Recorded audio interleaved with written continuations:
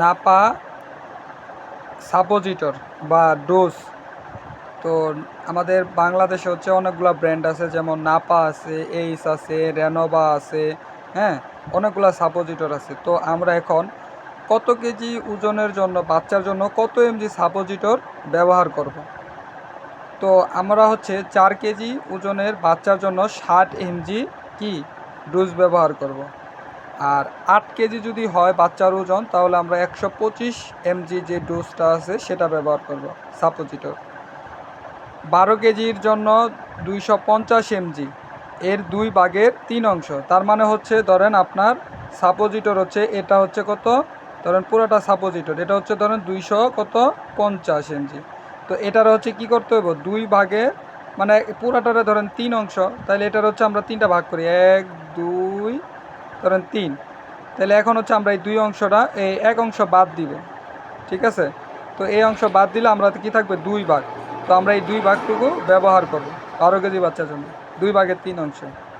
এখন যদি বাচ্চার ওজন 16 কেজি হয়, তাহলে আমরা কত এমজি ব্যবহার করব, 250 এমজি সাপোজিটর ব্যবহার করব। যদি বাচ্চার ওজন 20 কেজি হয়, তাহলে আমরা কত ডোজ ব্যবহার করব, 500 এমজি ডোজ ব্যবহার করব।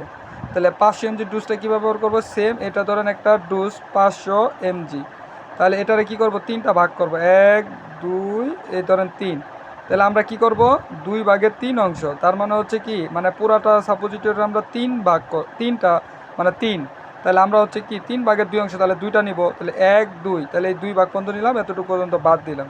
তাহলে এই এতটুকু পর্যন্ত কি করব, ভেঙে আমরা ডোজটা নিয়ে বাথরুমের রাস্তায় দিব। এখন যদি বাচ্চার ওজন যদি 30 কেজি প্লাস হয়, তাহলে আমরা কি করব, 500 এমজি পুরোটা ব্যবহার করতে পারবো, ঠিক আছে। তো এখন হচ্ছে সাপোজিটর সাধারণত যদি থার্মোমিটারে জ্বর মেপে যদি আমরা 102 3 4 বা 5 পাই, তাহলে কি করব, আমরা এই সাপোজিটরটা ব্যবহার করব। যদি জ্বর সাধারণত 100 থাকে বা হচ্ছে 100-র কম থাকে, তাহলে আমাদের কি করা উচিত নয়, সাপোজিটর ডোজটা ব্যবহার করা উচিত নয়, সাধারণ নাপা বা প্যারাসিটামল খেলেই হবে, ঠিক আছে। তো জ্বর যদি 102 হয়, তখনই আমরা কি করব, সাপোজিটরটা ব্যবহার করব। 102-এর উপরে জ্বর হলে, 102 3 4 5, হ্যাঁ, এতটুকু হলে আমরা কি করব, সাপোজিটর ব্যবহার করব। তো আমরা যে উপরে যেভাবে পড়লাম যে 4 কেজি বাচ্চার জন্য এত এমজি 60 এমজি, 8 কেজি বাচ্চার জন্য 125 এমজি, 12 কেজি বাচ্চার জন্য 250 এমজি, 16 কেজি 12 কেজির জন্য 250 এমজি কী করবো, 3/2 ভাগ ব্যবহার করব। আর 16 কেজির জন্য পুরা 250 এমজি, 20 কেজি ওজনের বাচ্চার জন্য 500 এমজি, 3/2 ভাগ, মানে হচ্ছে মানে একটারে 3 ভাগ, পুরাটারে 3 ভাগ নিয়ে 2 ভাগ দিব, 1 ভাগ কী করব, ভেঙে ফেলে দিব।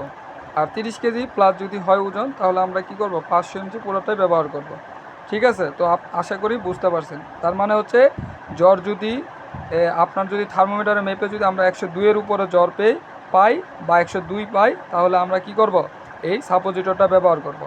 আর যদি 102-এর নিচে থাকে, তাহলে আমরা নর্মাল প্যারাসিটামল বা নাপা এইস রেনোভা এই ট্যাবলেটগুলো খেলেই আশা করি জ্বরটা কমে যাবে।